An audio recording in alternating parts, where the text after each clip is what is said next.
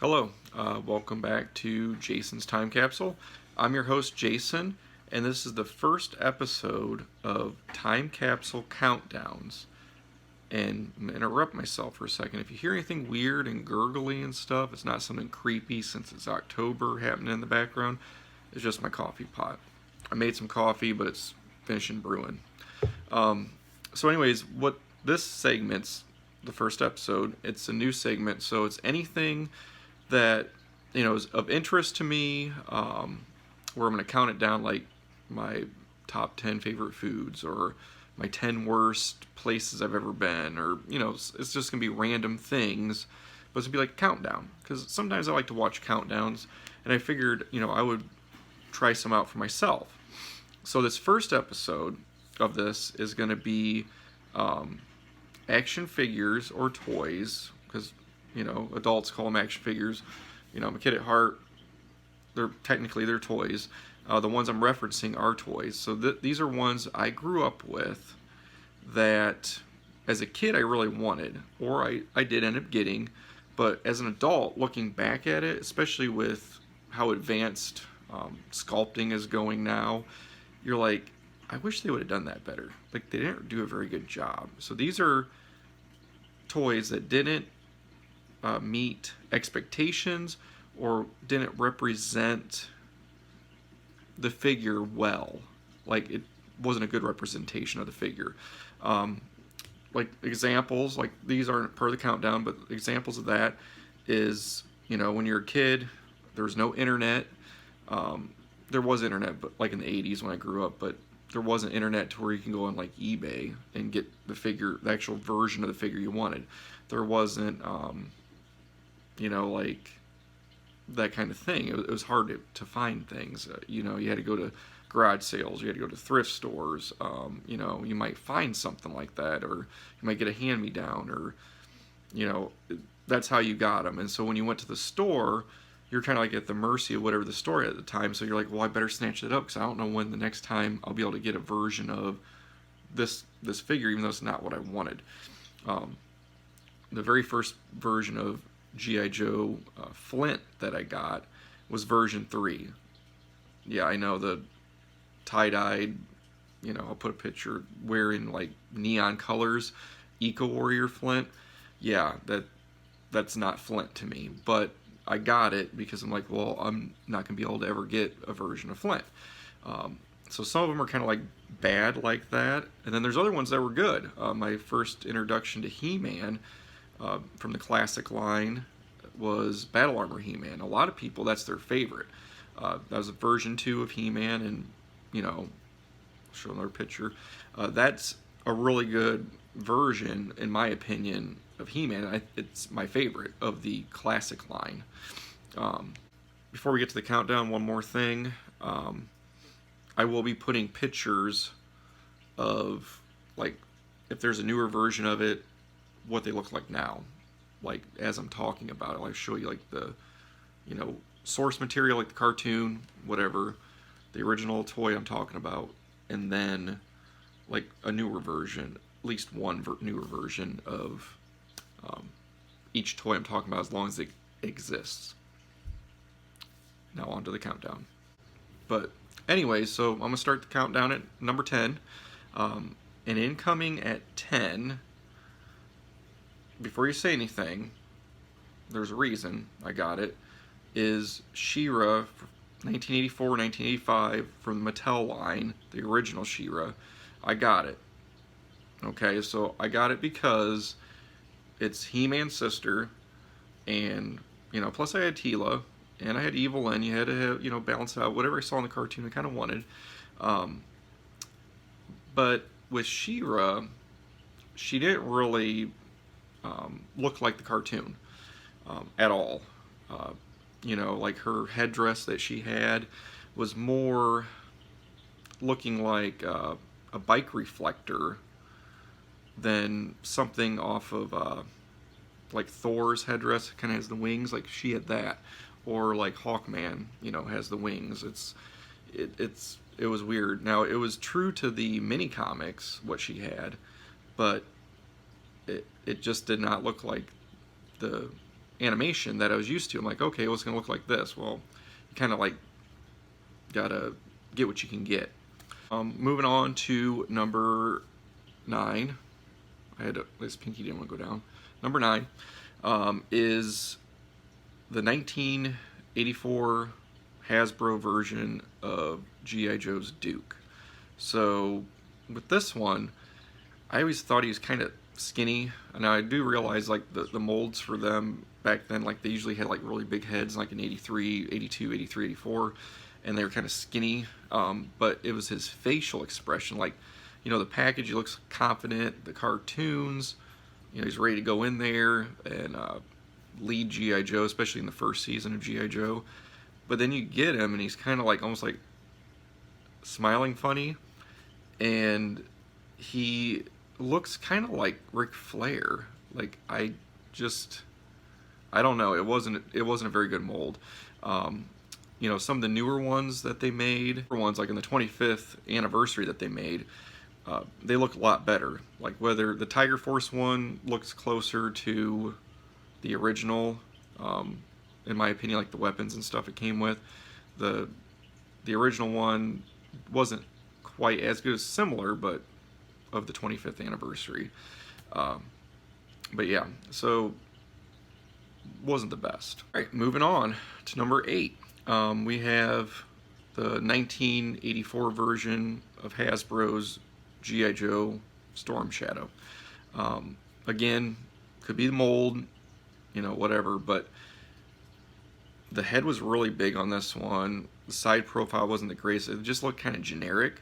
But as a kid, I really wanted Storm Shadow. I never got version 1 of him until I was an adult. Later on, as you know, I found him at a comic book store, and you know, I got him just to try to get. I was trying to get all the versions of Snake Eyes and all the versions of Storm Shadow is what I was trying to do, and I ended up getting version 2, which is a way better version of Snake Eyes or Storm Shadow in my opinion. Looks a lot better sculpt. This was back, I think 88 is when that one came out. I'm pretty sure 1988 was the second version. So they, you know, upped their game, got a little bit better.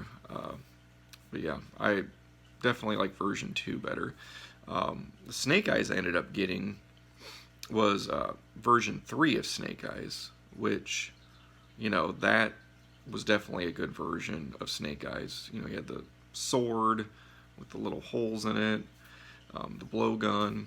But that was the version I got, which I also liked version 2. Version 1 I wasn't a big fan of. Moving down to number 7, we have, again, don't judge, but we have Bo from 1980, I believe 85 or 84, from the She-Ra He-Man line. He was the only male like protagonist on the show. So I wanted him just because he was the main good guy that was male on that show. The figure, though, looked like more like a New Adventures He-Man, so it wasn't in scale with, like the male action figures in He-Man. She-Ra was in scale with Teela and Evil Lyn, the female characters in He-Man, but Bo was like a midget, so he was like way narrower. He wasn't all bulky, you know. He didn't have that same stance. He had more of like a Captain Hook stance, like that toy line or something like that. He didn't quite fit in with it. He was kind of oddball. Like, and then She-Ra also would fight Hordak, and Hordak was in scale with He-Man, so it didn't quite make sense to me with that one.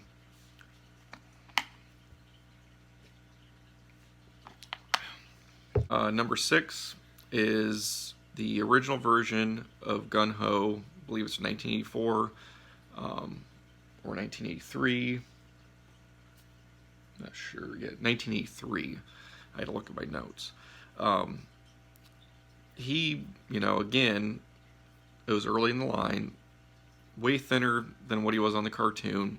Head was kind of sculpted funny. He actually looked like a walrus, like with his mustache. Or he kind of reminded me, I don't know if you ever seen those Police Academy movies, like the early ones, when they go to the Blue Oyster Bar and all those bikers that are in there. I'll show a picture of that. He kind of looked like one of them. He didn't really look very intimidating at all, like he's supposed to. Yeah. Number 5, we got Cobra Commander, the mail-away hooded version of Cobra Commander from 1984. Again, he early in the line, skinny, really tall head, because they wanted to make that hood, but they stopped the hood at the neck, and they didn't have it kind of like come over the chest. I guess they didn't know how to do that yet, so it made it look like he had Inky on top of his neck from Pac-Man, or like the ghost, like when you eat one of the ghosts, they turn into the blue ghost, and then they go back into their little cage from Pac-Man. It looks like he kind of has a ghost on top of his head, like a ghost in a sheet, a blue one. Not a very good version, you know, in my opinion, when you look back at it. It is nostalgic, mind you, but not the greatest. My first introduction to Cobra Commander as a toy that I was able to get was version 4. I'll show a picture of that too, where it didn't, in my opinion, look like Cobra Commander at all, but it was kind of cool because he had his face like behind like a red visor, and I actually peeled off the plastic to see if he had details under there to see what he looked like. I always wanted to know what Cobra Commander looked like under his hood, but it was just blank. There was no details painted on his eyebrows or anything. It was just a blank face. It had facial features, but you couldn't really tell what he looked like. But the sculpt of it did not look like a masked or a hooded Cobra Commander that I was familiar with. Okay, we're getting closer to the end. So number 4, I have Panthera from LJN's 1984 version of Panthera, the vintage one. I always wanted this one. I've never actually owned it. Because, like, you know, the kids on the playground in 2nd grade had him. I always wanted him. Never was able to get him.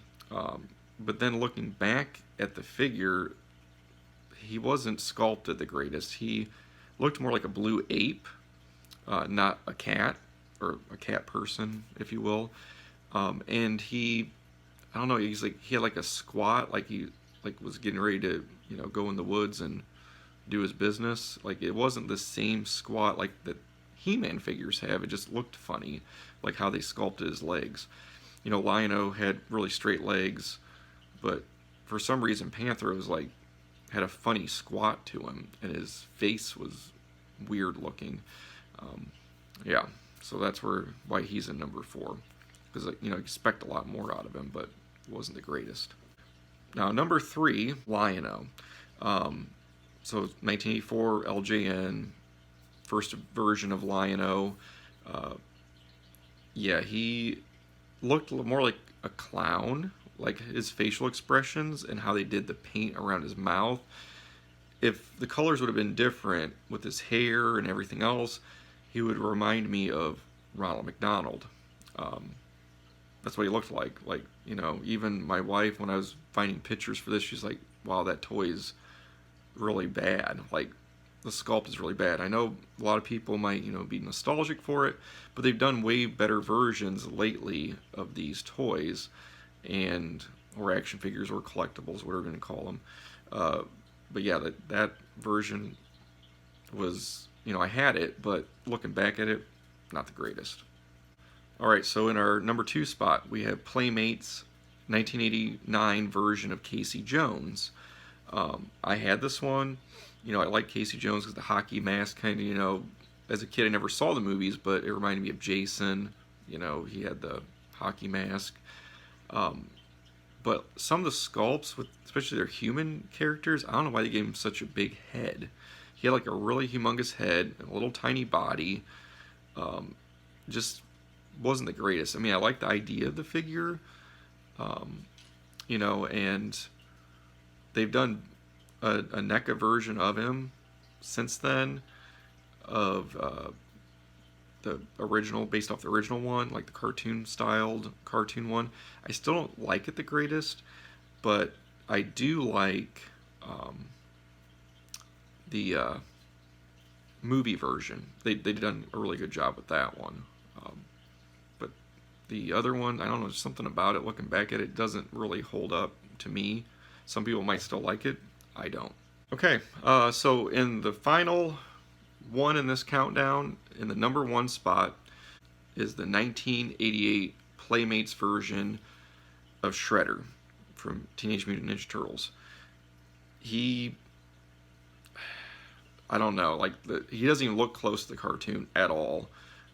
His head was humongous. He had some sort of weird, like, ninja pose going on. But if you took his little, like, robe off, you could see, like, all his vertebrae, like he was a hunchback, like of Notre Dame or something.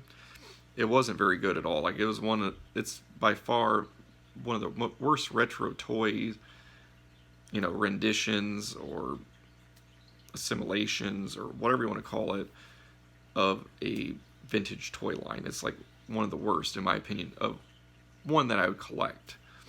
But that ends my countdown. Another honorable mention is Duke version 3 from, I believe, I think it's 1991? 1990 or 1991, from the Hasbro line, G.I. Joe. I had version 3 of Duke. That was the first one I got. Again, got my hands on him. And his side profile, if you looked at it, especially the version I had, like, I don't know if they forgot to trim his nose, but he looked like Steve Martin and Roxanne. So, yeah, again, not the greatest sculpt. I don't know why they did that. But yeah, that's all. So, you know, you can leave in your comments down below. What is your favorite, or actually not favorite, what is your worst, you know, action figures looking back at it as a kid, like they could have did better? You know, not worse per se, because you might be nostalgic for them, but what is the ones you thought should have been done better if they could have, you know? But now, as adult collectors, there's plenty of ones out there. Pretty much almost everything's being remade, and it's way better looking aesthetically. Alright, so until the next video, have a good night, and take care.